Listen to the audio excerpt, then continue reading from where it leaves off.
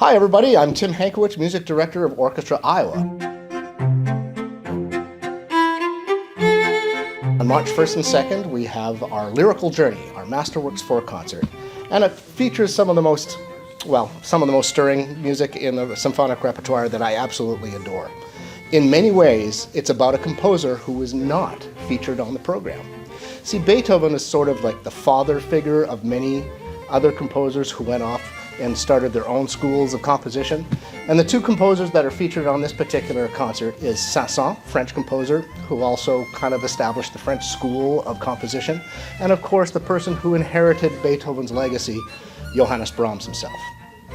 So when I was an aspiring conductor, all the time we would have to study the masters like Mozart, Beethoven, and Brahms. And so to be able to perform Brahms' Fourth Symphony is kind of like coming back to an old friend. And I think if you had to push a conductor to ask them what was their favorite Brahms symphony, they'd all give you different answers, but in my case, Brahms 4 is my absolute favorite, followed by Brahms 1, followed by Brahms 3, and Brahms 2. Not that Brahms 2 isn't a good piece, they're all great, but there's something about the Fourth Symphony that's absolutely magical. Especially the last movement, where he uses trombones in a way that is absolutely magical. Brahms is considered a romantic composer, but in fact he was probably the very first early music specialist, in that his own personal library he had music from the Baroque and Renaissance era, and as a result he uses those techniques in his own music.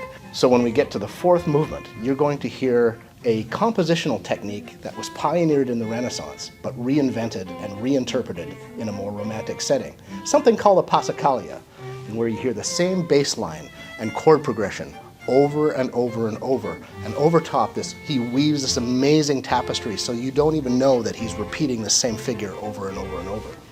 And what he comes up with is something that is incredibly spiritual, especially from a man who himself wasn't necessarily that religious, but also something that is just otherworldly. And I think I can speak for the entire orchestra that they've been waiting the entire season to play this piece.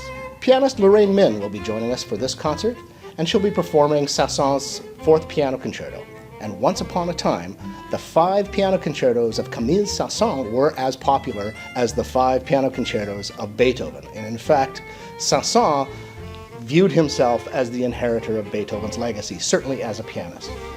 These piano concertos sadly aren't performed as much anymore, and I wish they were because they're absolutely fabulous. And the Fourth Piano Concerto is sort of Lorraine Min's party piece. You've got to hear this piece.